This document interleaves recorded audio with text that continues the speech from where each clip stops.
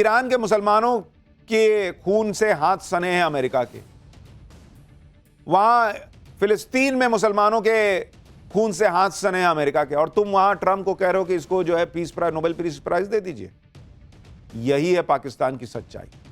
और इधर चीन में बैठकर भारत ने रूस से बड़ी डील की, उधर भारत ने चीन को भी अच्छे से समझा दिया कि पाकिस्तान के चक्कर में ना पड़ो भाई। एससीओ की मीटिंग के इतर भारत के रक्षा मंत्री राजनाथ सिंह ने चीन के रक्षा मंत्री से मुलाकात की। इस मुलाकात में चीन को आगाह करते हुए भारत की तरफ से कहा गया कि द्विपक्षीय रिश्तों में नई मुश्किलें खड़ी करने से बचना चाहिए। भारत की चीन को यह सलाह पाकिस्तान को लेकर थी। भारत ने चीन को समझा दिया कि कह देने से कोई अच्छा पड़ोसी नहीं होता, उसके लिए अच्छा माहौल भी बनाना पड़ता है। राजनाथ सिंह ने चीन के सामने ही पाकिस्तान के आतंकवाद का जिक्र किया, पहलगाम हमले का नाम लिया और चीन को बताया कि पाकिस्तान के जिस बर्बर हमले पर वो मुंह चुरा रहा है उसमें निर्दोष लोगों की जान गई थी। राजनाथ सिंह ने चीन के रक्षा मंत्री को यह भी बता दिया कि कैसे भारत ने ऑपरेशन सिंदूर में पाकिस्तान के आतंकी ठिकानों को तबाह किया। यानी चीन के सामने ही भारत उसे पाकिस्तान की बर्बादी की कहानी सुना रहा था, और शायद चीन को थोड़ी अकल आए ये उम्मीद कर रहा था। भारत की तरफ से चीन को यह भी समझा दिया गया है कि इस सीमा विवाद में बेवजह न उलझे और ऐसे मसलों को तरीके से सुलझाए, और इसके लिए भारत की तरफ से स्टेप बाय स्टेप प्रक्रिया को अपनाने पर जोर दिया गया। पहले 2024 की डिसएंगेजमेंट प्रक्रिया का पूरी तरह से पालन किया जाना चाहिए। सीमा पर तनाव कम करने का प्रयास किया जाना चाहिए। फिर सीमा को निर्धारित करने के लिए बातचीत की जाए ताकि हमेशा के लिए बॉर्डर विवाद का निपटारा हो सके। राजनाथ सिंह ने कहा कि ग्राउंड पर एक्शन लेना होगा, जो अविश्वास पैदा हुआ है उसे कम करना होगा। भारत और चीन दोनों तरफ से एलएसी पर शांति बनाए रखने पर जोर दिया गया। चीन के रुख से यही लग रहा है कि ऑपरेशन सिंदूर में पाकिस्तान की धुलाई देखकर वो ये समझ गया है कि भारत से सीधे टक्कर लेने में फायदा नहीं है बॉस। मोदी ने चीन को टाइट तो किया ही, फिर ट्रंप का भी नंबर आया, जो भारत पाकिस्तान के मामले में बड़े उछल रहे थे। लेकिन पहली बात तो नरेंद्र मोदी ने ट्रंप के मुंह पर ही कह दी थी कि अपने काम से काम रखो, फोन पे बोला था। दूसरी बात यह है कि ट्रंप जिस तरह से अमेरिका का कबाड़ा करते जा रहे हैं उसमें उन्हें खुद को बचाने के लिए मोदी का ही सहारा लेना हो। आप देखिए कि ट्रंप की नीतियों से अमेरिका का क्या हाल हो गया है। अमेरिका की जीडीपी में इस साल जनवरी से मार्च तिमाही में 0.5% की गिरावट दर्ज हो गई है, जो 2022 के बाद सबसे बड़ी गिरावट है। जबकि अक्टूबर दिसंबर 2024 की तिमाही में अमेरिकी अर्थव्यवस्था 2.4% की दर से बढ़ रही थी। भाई ट्रंप के आने के बाद गिर गई अर्थव्यवस्था अमेरिका में। ट्रंप ने जनवरी में ही राष्ट्रपति पद की शपथ ली थी और आते ही पूरी दुनिया से टैरिफ वॉर छेड़ दिया, जिसमें अब अमेरिका खुद फंस गया है। ट्रंप के आने के बाद अनुमान था कि अमेरिका की अर्थव्यवस्था 0.2% तक गिरेगी, लेकिन यह तो 0.5% गिर गई भाई, जिसकी वजह ट्रंप की टैरिफ नीति को माना जा रहा है।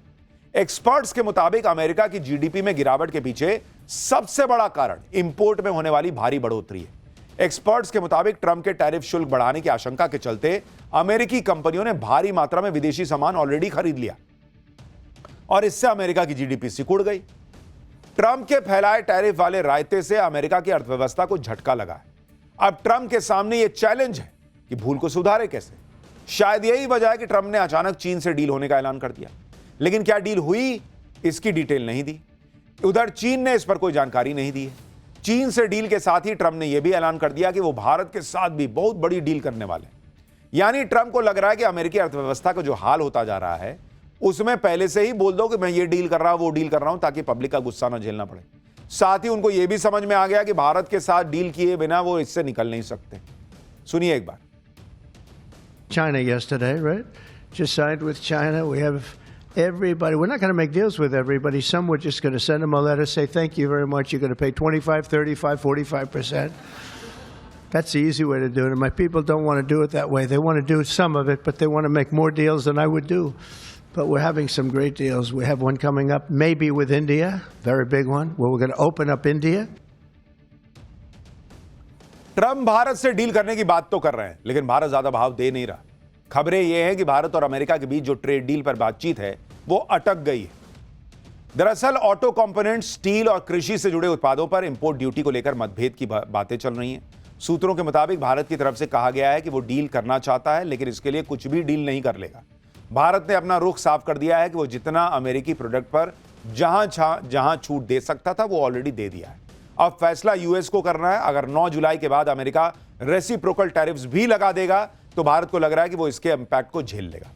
यानी भारत ने अमेरिका को समझा दिया है कि भारत के हितों से समझौता करके डील नहीं होगी। जितना हम कर सकते हैं कर दिया, चलता है तो बताओ, नहीं तो चलते बनो। कृषि और कई ऐसे सेक्टर हैं जहां भारत को अपने घरेलू मार्केट को प्रोटेक्ट करना ही होगा। भारत के स्ट्रांग स्टैंड से एक बार फिर ट्रंप की झूठ की पोल खुल गई, क्योंकि पहले ट्रंप यह दावा कर रहे थे कि भारत ने नो टैरिफ एग्रीमेंट का प्रस्ताव दिया है, यानी अमेरिकी प्रोडक्ट पर कोई टैरिफ लगेगा ही नहीं। इधर भारत डील पर अपने स्टैंड पर अड़े हैं, उधर ट्रंप यही माहौल बना रहे कि भारत से तो बड़ी डील होने वाली है। ट्रंप भी ये बात जानते हैं कि भारत कितना बड़ा मार्केट है और वो युद्ध और गिरती अर्थव्यवस्था के बीच में फंसे हैं। उन्हें खुद इस बात का एहसास होगा कि भारत ही वो देश है जो जियोपॉलिटिकली ट्रेड के लिए उन्हें सबसे ज्यादा सूट करता है। ट्रंप को यह भी पता होगा कि इकोनॉमी सुधारने के लिए वो दुनिया में ना तो चीन के पास जा सकते हैं ना रूस के पास जा सकते हैं। ट्रंप के लिए एक तरफ कुआं दूसरी तरफ खाई वाली स्थिति है। ऐसे हालात में अमेरिका की अर्थव्यवस्था को सुधारने के लिए ट्रंप को भारत से ही उम्मीद होगी, क्योंकि पाकिस्तान तो किसी काम का है नहीं। वो तो खुद कटोरा लेकर खड़ा हो जाएगा कि सर कुछ इसमें डाल देते, आप मुझसे क्या मांग रहे हैं। आप देखिए कि अभी भारत और अमेरिका के बीच कुल बायलैटरल ट्रेड 11,28,000 करोड़ रुपए का है। साल 2030 तक दोनों देशों का टारगेट इसे करीब 4 गुना बढ़ाकर 42,74,000 करोड़ रुपए करने का है। अगर बायलैटरल ट्रेड डील हो जाती है तो इससे भी कहीं गुना ज्यादा फायदा अमेरिका को पहुंच सकता है। इससे अमेरिका की इकोनॉमी जो ट्रेड की वजह से गिर रही है वो वापस पटरी पर आ सकती है, और इसलिए ट्रंप को पता है कि उन्हें मोदी की जरूरत है। मोदी को उतनी जरूरत नहीं है, भारत को उतनी जरूरत नहीं है जितनी ट्रंप को भारत की जरूरत है। इनफैक्ट दुनिया को भारत की जरूरत है। ट्रंप को पीएम मोदी से उम्मीद इसलिए है क्योंकि ट्रंप ने इजरायल ईरान युद्ध में कूदकर कबाड़ा कर लिया।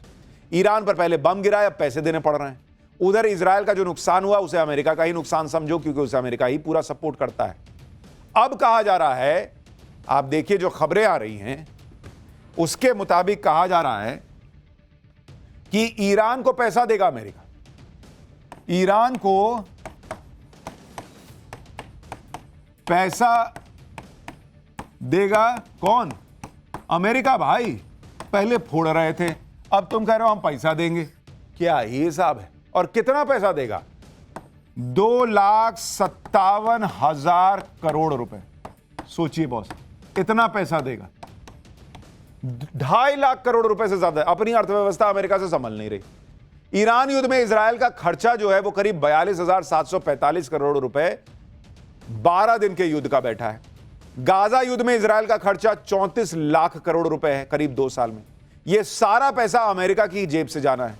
अमेरिका ऐसे ही खर्चा करता रहेगा तो एक ना एक दिन हालात खराब हो जाएंगे। ऊपर से ट्रंप की पॉलिसी है जो अमेरिका को और बर्बाद कर रही है। मेडिकल कॉलेज के बाद आप सोचिए, इस पर आऊंगा आगे, बंगाल की बात करूंगा, लेकिन आप सोचिए क्या हालात हो गए हैं कि ट्रंप जो है उसको समझ में नहीं आ रहा क्या करना है। और जब ऐसा राष्ट्रपति होता है ना तो ऐसे ही रायता फैलता है। और इसीलिए प्रधानमंत्री नरेंद्र मोदी जब देश की अर्थव्यवस्था को पकड़े बैठे हैं, और पकड़े नहीं बैठे हैं, संभाल के नहीं बैठे हैं, रॉकेट बनाए बैठे हैं, महंगाई को कंट्रोल में रखा है,